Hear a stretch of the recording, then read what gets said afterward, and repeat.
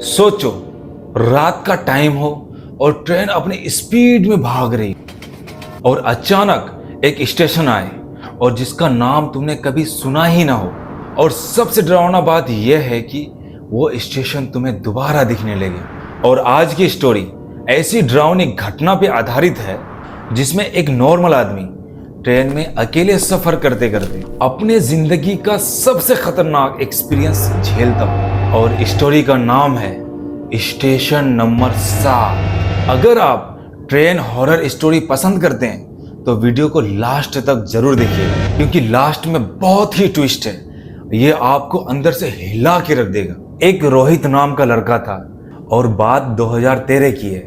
रोहित भोपाल में जॉब करता था। रोहित अपने जॉब में इतना मस्त मगन रहता था, वो कभी दिन की शिफ्ट लगाता तो कभी रात की। और एक दिन ऑफिस से बॉस का कॉल आया और बॉस कॉल पे बात करते हुए बोला, रोहित कल इंदौर में मीटिंग है, आज रात की ट्रेन पकड़ लो। रोहित थक चुका था पर बॉस की बात को मना नहीं कर सकता। रात को लगभग 11:40 की ट्रेन थी। रोहित स्टेशन पहुंचा, भीड़ कम थी। रोहित वहां पे एक अजीब सी चीज नोटिस की, और हाँ, प्लेटफॉर्म का एक कॉर्नर अंधेरे में डूबा हुआ था, जैसे लाइट वहां तक जाती ही ना हो। रोहित इग्नोर किया। टिकट पॉकेट में था और बैग शोल्डर पे टंगी हुई, और रोहित बिना सोचे समझे डब्बे में चढ़ गया। रोहित को ऊपर का सीट मिला था।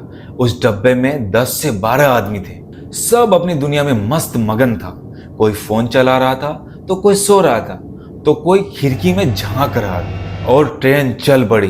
भोपाल स्टेशन पीछे छूट गया और थोड़ी देर बाद टीसी आया। टीसी ने टिकट टिकट चिल्लाया और रोहित ने अपना टिकट दिखाया। टीसी ने करते हुए चला गया और रोहित रिलैक्स हो गया। और रात का टाइम था। ट्रेन वाइब्रेशन करने लगा। रोहित की आंखें बहुत भारी होने लगी और थोड़ी देर बाद रोहित सो गया। और अचानक ट्रेन स्लो होता है और रोहित का आंख अचानक खुल जाता है।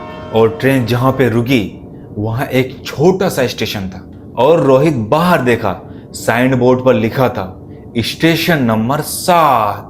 रोहित साइन बोर्ड को देखने के बाद और रोहित सोच में पड़ गया। ये नाम तो कभी सुना ही नहीं। और स्टेशन पर ट्रेन 2 मिनट रुकी, उसके बाद फिर चल पड़ा। और थोड़ी देर बाद रोहित दोबारा सो गया। लेकिन उस रात नींद को कुछ और ही मंजूर था। और रात के 1 बज चुके थे। रोहित को कुछ अजीब सी महसूस होने लगा, जैसा कि उसे कोई घूर रहा हो। रोहित ने धीरे से आंख खोला और रोहित के बॉडी का टेम्परेचर अचानक कम होने लगा। नीचे रोहित के सीट के पास एक औरत खड़ी थी और उसके सफेद साड़ी, बाल बिल्कुल खुले हुए, चेहरा बिल्कुल पीला और आंखें बिल्कुल लाल। मानो ऐसा लग रहा था वो जिंदा होके भी जिंदा नहीं है। वो कुछ बोल रही थी। रोहित सोचा किसी पैसेंजर की वाइफ होगी, पर फिर उसने धीरे से अपना चेहरा ऊपर किया और रोहित की तरफ घूरने लगा। और वो बोली, रोहित तुम्हें उतरना है। रोहित का धड़कन तेज हो गया और गला सूखने लगा। और रोहित बोला, आप कौन हो, मुझे कैसे जानते हो? वो औरत हंसने लगी, मानो ये हंसी इंसानी हंसी नहीं था। फिर वो डब्बे के गेट की तरफ चल पड़ी और गेट बंद था। ट्रेन फुल स्पीड में चल रही थी। और फिर जो हुआ वो हमारे समझ से भी बाहर था। औरत ने दरवाजे पे हाथ रखते ही दरवाजा ऑटोमेटिक खुल गया। रोहित घबरा गया और नीचे उतरा और पास में बैठे अंकल को हिलाया। और रोहित बोला, अंकल वो औरत देखी आपने, उसने गेट खोल दिया। अंकल ने आंखें मलते हुए कहा, कौन सी औरत बेटा, सो जाओ, तुम सपना देख रहे हो।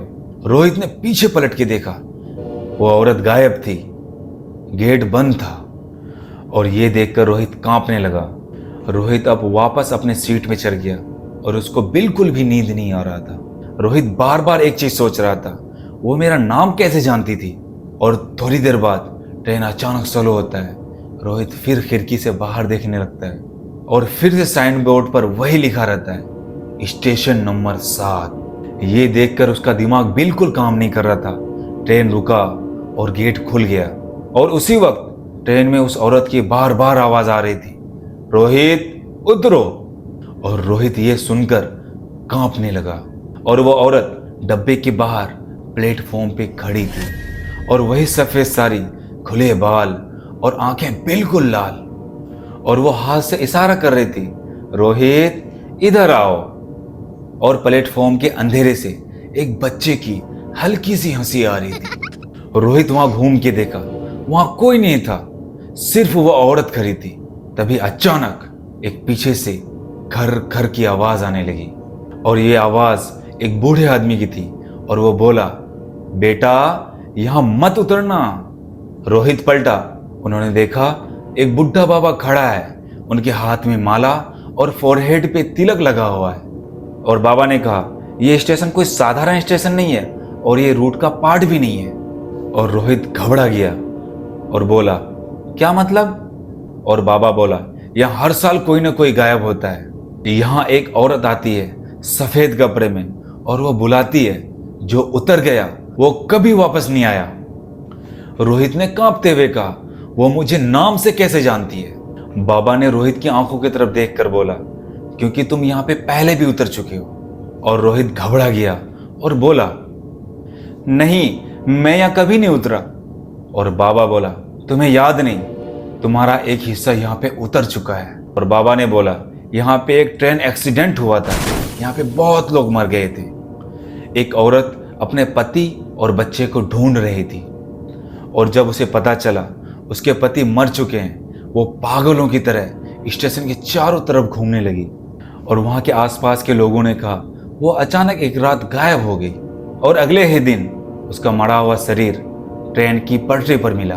तब से वो हर रात ट्रेन में आती है और किसी को अपना समझकर उतार देती है। बाबा ने रोहित का हाथ पकड़ा और बोला, बेटा उसका हाथ मत पकड़ना, बस हनुमान चालीसा पढ़ना या कुछ अपना याद करना और आंखें बंद करके सो जाना।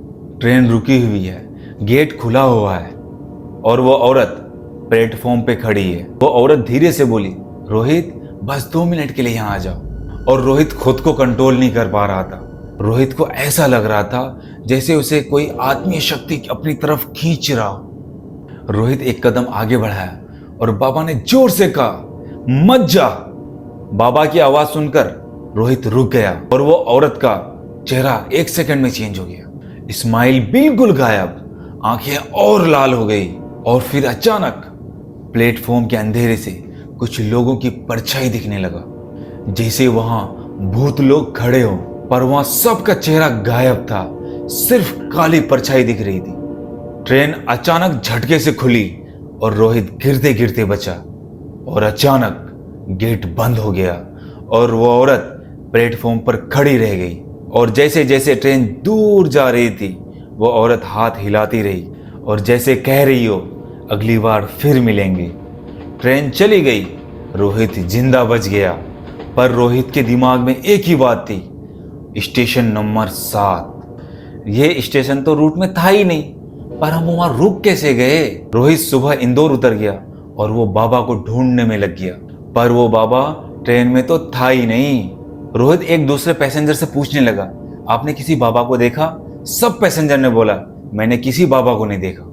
और जब रोहित अपना चेहरा शीशे में देखने लगा, रोहित ने देखा, ये सफेद हाथ का धब्बा मेरे गर्दन पर कैसे? रोहित को ऐसा लगा जैसा किसी ने मुझे पकड़ने की कोशिश की हो। रोहित सोचने लगा, शायद वो औरत मुझे अभी भी ढूंढ रही हो। ये स्टोरी यहीं पे खत्म होता है। अगर आपको ये स्टोरी पसंद आई हो, लाइक, कमेंट एंड शेयर और सब्सक्राइब जरूर कर देना। क्या आपने ट्रेन में सफर करते हुए इस तरह का अजीब सा फील किया है? कमेंट में जरूर बताना। तब तक के लिए गुड नाइट।